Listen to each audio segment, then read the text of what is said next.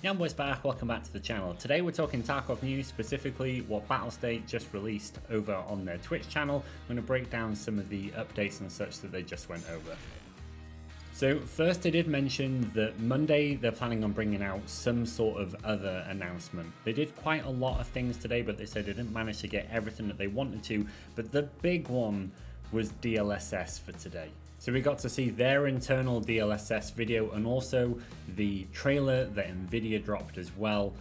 Very, very spicy. They look incredible. I've been waiting so long, as everyone else has, for an increased FPS in Tarkov, and this is what we've all been hoping for. The good news is they did say it was about a week and a half to 2 weeks away, that actual drop. So if you're watching this as of April the 1st, then that's sort of how far ahead we're looking for that update. A week and a half, 2 weeks is what he said. They did also announce the FFR for the AMD based cards, and we also got to see a screenshot of that in the game as well, working. They're still testing that out, and they did say that that would come in after the DLSS, so we're looking at sometime in the sort of near future for that update. On the technical side, they did mention that the AI and networking changes were sort of ongoing throughout, and also that Steam audio had been fixed. Anti-cheat wise, I did say that there's about 4 or 5 updates in the last week alone, and roughly sort of nearly every day, at least during the week, there's constant changes to the anti-cheat going on. So it looks like they're hard at work trying to eliminate some of the pesky cheaters that are out there.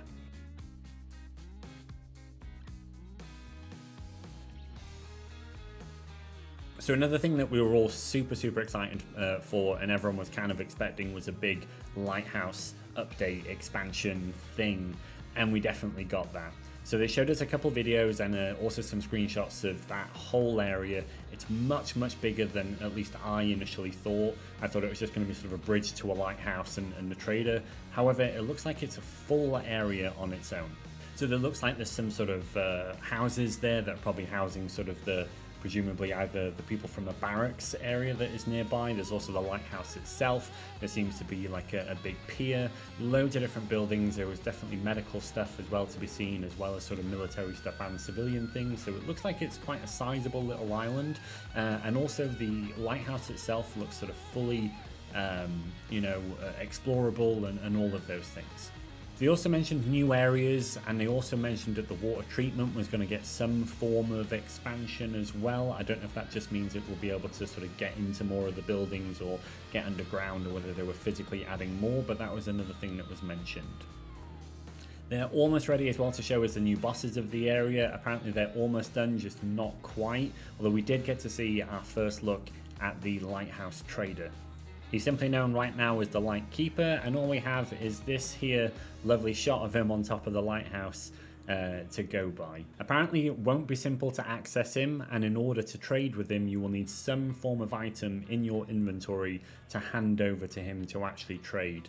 Now, we don't know at this stage whether or not that's just a single-use item and you will pass it over and he will take it from you and you never get it back, or whether it's going to be something like like an ID card that you would need to show him in order for him to trade with you, and that stays on you and you get to keep that. At this stage, we don't know.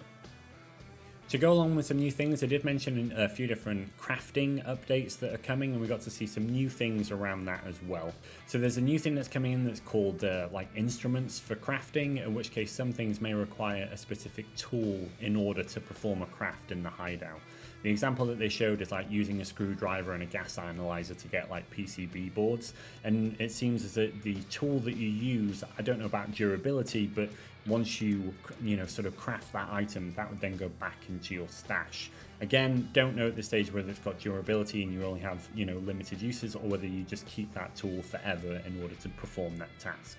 He also showed weapon repair kits, body armor repair kits, and he also mentioned as well things like knife repair kits that will give you some form of buff, some form of bonus, as well as presumably taking away some of the cost relevant to sort of repairing gear through the traders.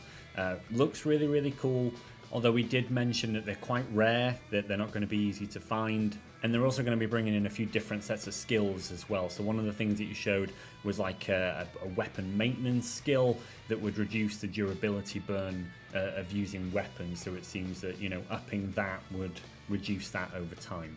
Daily quests are also getting a little bit of a change as well.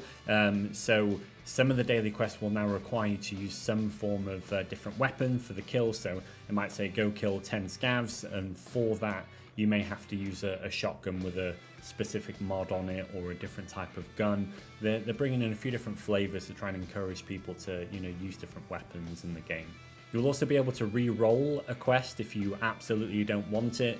So there's a new button now that will be next to the accept, which is change, and you can go in there and for a fee and also a slight penalty for the reputation with that trade as well, you can swap that up for something else. So the arena, they did mention they're hopeful for a release later this year. They did say that right now they're testing out some features and have sort of the design down and a level of it sort of completed. Don't yet know much more about this, but it seems as if we will find out more in the future, and it's kind of, it's shaping up pretty well right now. They also showed us 2 new weapons, although one's a weapon, one's kind of not, I suppose. One is the new Rhino Revolver. It has a few different variants, the smallest of which will actually fit in a single 1 slot, which is quite interesting, and there will be a few different calibers for this. Sort of going up and kind of covering different calibers. There'll be a few different variants, that sort of thing.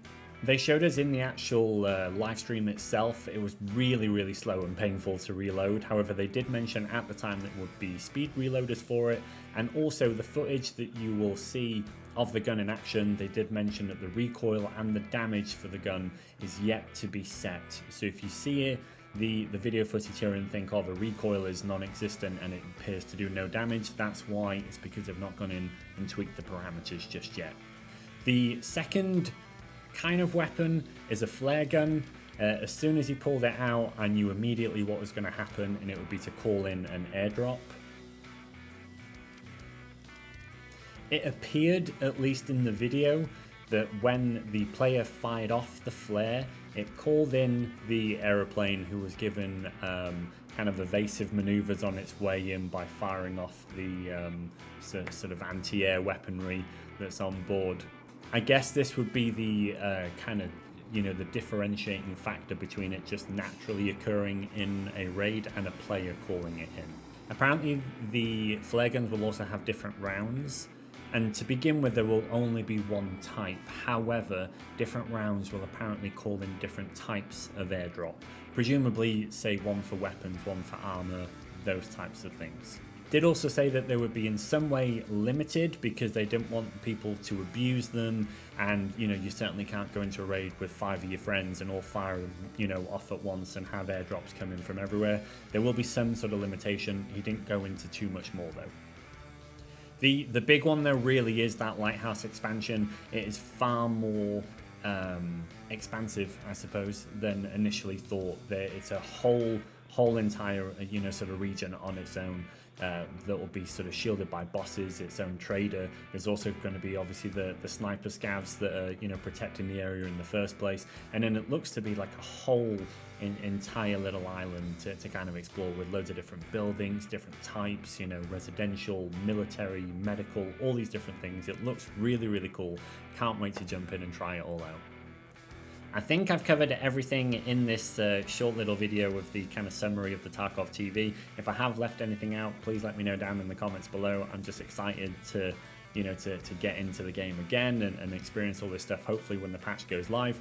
It looks to be, I don't know if anything else is coming with DLSS in the sort of next, fortnight, like they mentioned, whether or not any more of these features are coming, whether it is just going to be DLSS and then Lighthouse will come a little bit later. It does look as if they need a little bit more time to sort of iron some things out, so let me know what you think down in the comments below, and I'll see you guys next time. Bye.